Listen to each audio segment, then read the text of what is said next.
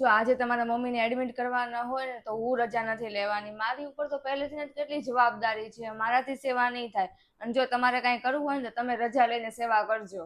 કાંઈ વાંધો નહીં મનીષા, મારા મમ્મી છે ને હું રજા લઈ લઈશ. અને અમસ્ત થાય તે મમ્મી બહુ સ્ટ્રોંગ છે એટલે જલ્દી સાજા થઈ જશે. અરે મમ્મી, હવે તમારી તબિયત કેમ છે અને તાવ કેવો છે હવે? મને તો સારું છે અને તાવય નથી. પણ તું કેમ હજી ઓફિસે જવા તૈયાર નથી થયો? અરે મેં રજા રાખી છે આજે તમારી માટે, કેમ કે આપણે છે ને તમારું બધા આપણે રિપોર્ટ ને ટેસ્ટ ને એ બધું કરાવી આવીએ એટલે આપણે બધું ખબર પડી જાય.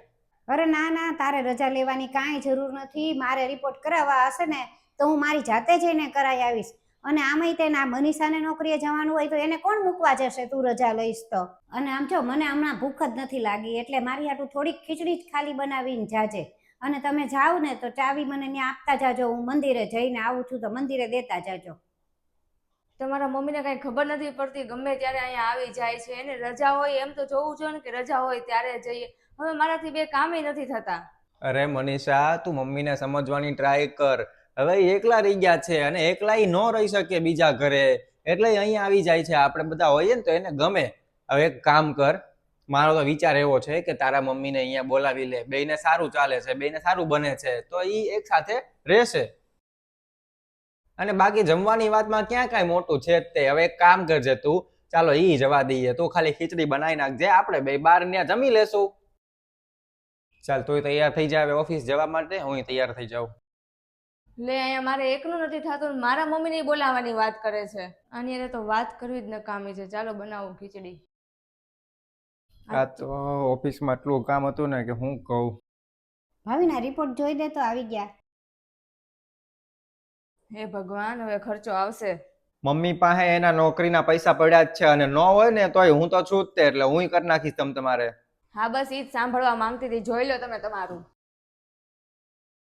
અરે મનીષા, સાંભળો તો ખરા. અરે પણ મમ્મી આ હા,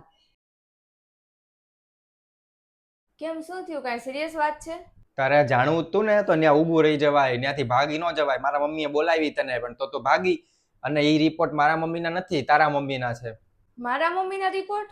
અરે મારા મમ્મી ને તારા મમ્મી રોજ ઓલા ગાર્ડનમાં ચાલવા જાય ને ત્યાં મળે છે અને રોજ ઈ વાત કરતા હોય છે. અને હમણાં છેલ્લા 3-4 દિવસથી એને હૃદયની બીમારી થઈ ગઈ હતી, હૃદયમાં દુખાવો હતો એટલે બતાવવા ગયા હતા. હમણાં 2 દિવસ પહેલા રિપોર્ટ કરાવવાની વાત જે હતી ને એમની હતી. અને તારા ભાઈ ભાભી તો કાંઈ ધ્યાન નથી દેતા. પણ તું ચિંતા કરમાં, હું તારી જેમ એમ નહીં કહું કે તારા મમ્મી છે એટલે તારી જવાબદારી. આપણે જેટલી ટ્રીટમેન્ટ થતી હશે ને એ બધી કરાવશું અને જેટલી સારવાર મળશે ને સમયસર એટલે એ જલ્દી સારા થઈ જશે. જે સાસુમાને મેં બહુ જ સમજ્યા, અત્યારે એ જ તે મારા મમ્મીના જીવન માટે એટલું બધું કરે છે. અત્યારે હું મારા ભાઈ ભાભીની સાથે નફરત નથી કરી શકતી. ક્યાંક ને ક્યાંક તો હું એની જેવી જ છું ને.